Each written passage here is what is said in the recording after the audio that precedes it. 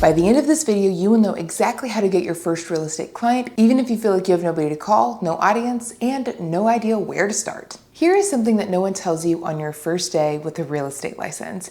You wake up every single morning without a job. Every single morning until someone hires you. There's no salary, no pipeline handed to you, no leads waiting in a system with your name on them. You are self-employed on day one, which means the business only exists if you build it. And that is the reality of this career, whether you've jumped in full time or you're building this alongside another job right now. If the advice you get when starting out is almost always the same, work your sphere, which sounds great until you realize you've already texted your mom, your college roommate, and your neighbor, but none of them are buying a house right now. What are you supposed to do? Here's what I know from watching agents come through our program. The ones who get to their first client in 30 to 60 days aren't the ones who were the most talented or the most experienced. They were the ones who were the most present. They showed up on social, at open houses, in the office, at industry events in their community, until someone noticed, until someone trusted them, and until someone called. And that is what this video is about. It's 5 specific moves in a specific order that get you from licensed and waiting to hired and working. And let's just do this thing together. Really stick with me through the section on open houses because it's the most slept on strategy in this entire video, and it's worth not rolling your eyes over because most new agents do open houses completely wrong and walk away with nothing. When I show you the one shift that changes it, you will never host the same way again. That's coming up, and it is worth every minute of it. Before we get into the 5 moves, I need to reframe something for you because most new agents are trying to solve the wrong problem. You're not trying to go viral day one. You're not trying to build a massive audience overnight, and you're really not trying to convince strangers on the internet to trust you with the biggest financial decision of their lifetime. Not yet, at least. Right now, your only job is to find one person who has a real estate need and become the obvious, easiest person for them to call. One person, one conversation, one client. It just takes one. The beginning of this career is a grind, and I want to say that very clearly and without sugarcoating anything. Full-time or part-time, it doesn't matter. The beginning is a grind, and the difference between agents who make it and agents who don't isn't talent or connections. It's the agent who keeps showing up when the phone isn't ringing yet. Keep that in mind as we go through this because every strategy I'm about to give you requires you to show up before you see the return. I know, Allison, I already texted my mom. Okay, let's talk about something a little bit more than your mom.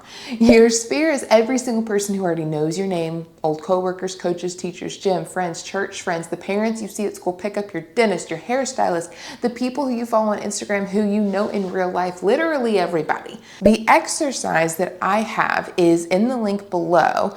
It asks you to go through your top of mind and then your phone and then your social media and then everywhere else that you might have a connection with somebody. And then you're gonna drop every person's name on that list going down, and then you're gonna build their information moving to the right.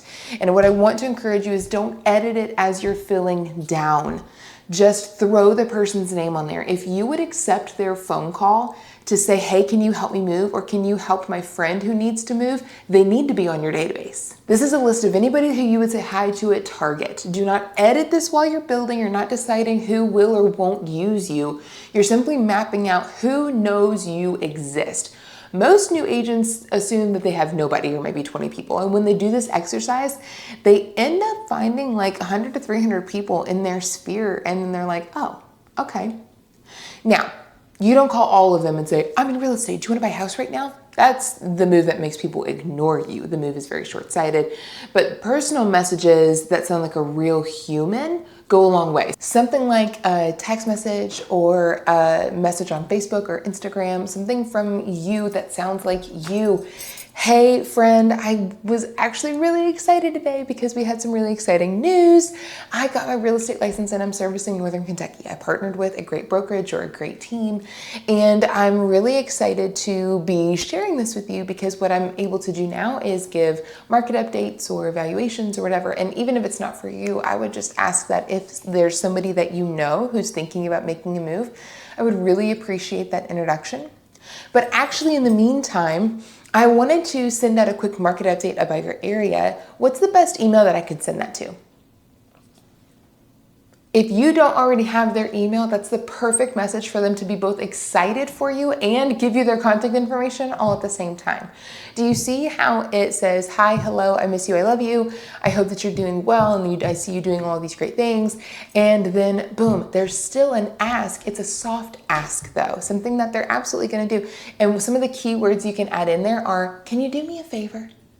Because what they're gonna do is say, oh yes, absolutely. So get creative with it, break it up, throw it in Claude, practice on your friend and practice on your mom, and see how it best flows for you. But here, these are some ideas that you can use to kind of like crack the egg open and just get started. After you've created your list, you want to work through it over the next 5 to 7 days to give individual messages to each of these individual people. Text them, call them, shoot them a message on Facebook. A message from you, directly from you, means a lot. People love to be loved. Real quick, if you're not sure what to post or how to show up on social while you're building your first client base, I put together a free social media starter guide. This thing maps out all of those things for you. The link is in the description. Go ahead and grab it, come right back, because the next strategy is where things start to get really practical. So maybe you don't have an audience yet. That's okay. You really don't need one because other people already have one. So you want to find the experienced agents in your brokerage or on your team who are running open houses and offer to host them.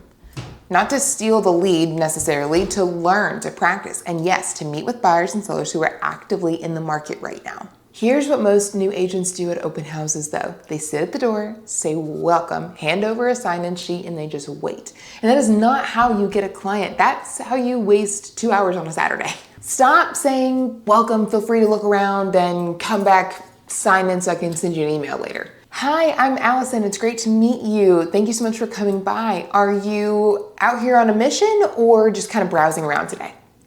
That one question opens up a conversation. In that conversation, you're listening for signals. How long have they been looking? What haven't they found?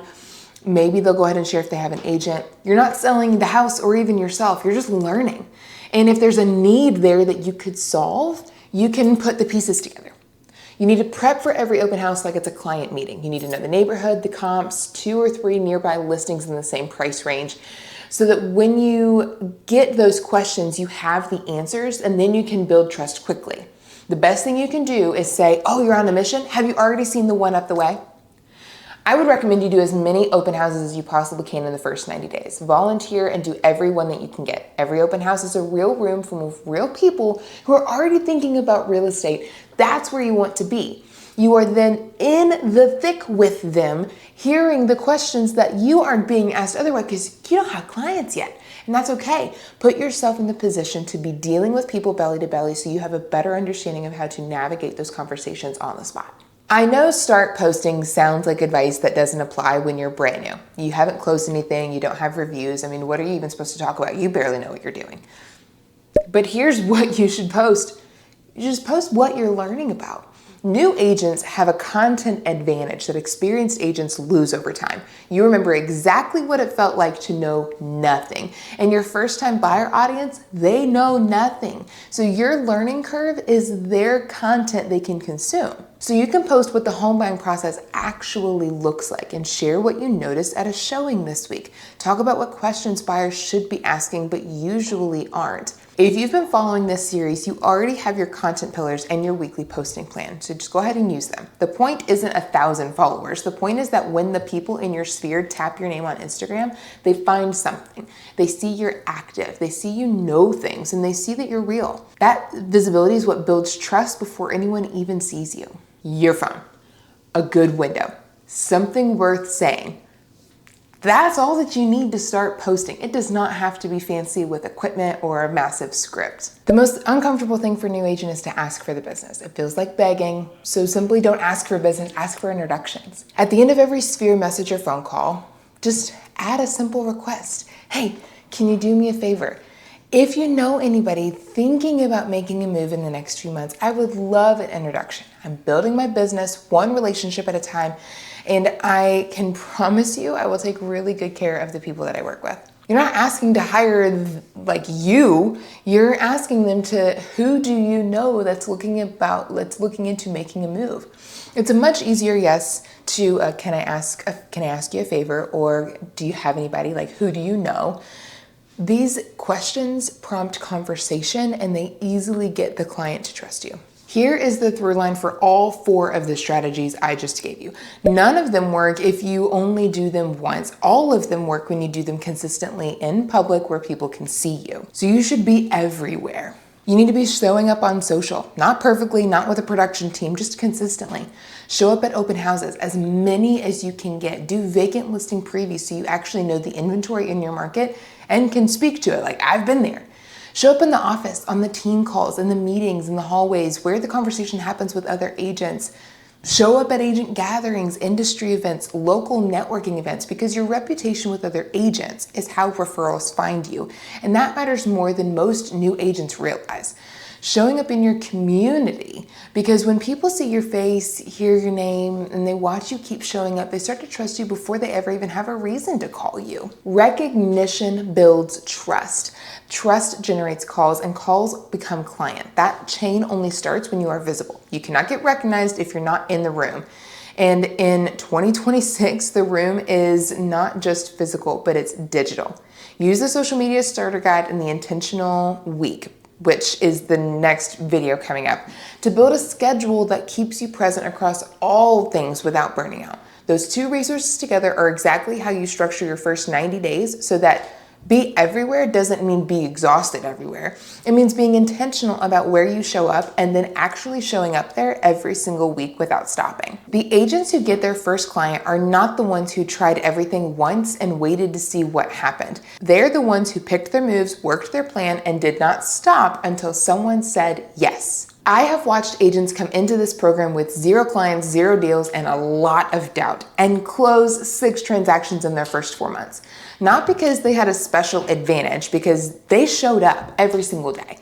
They did the sphere outreach, they hosted the open houses, they posted the content, they asked for the introductions.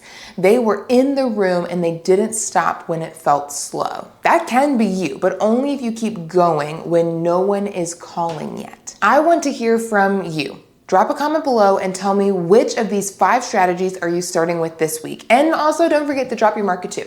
Whether you're in Northern Kentucky like me or you're building somewhere else on the other side of the country, I want to know who's in this community and where you're doing the work.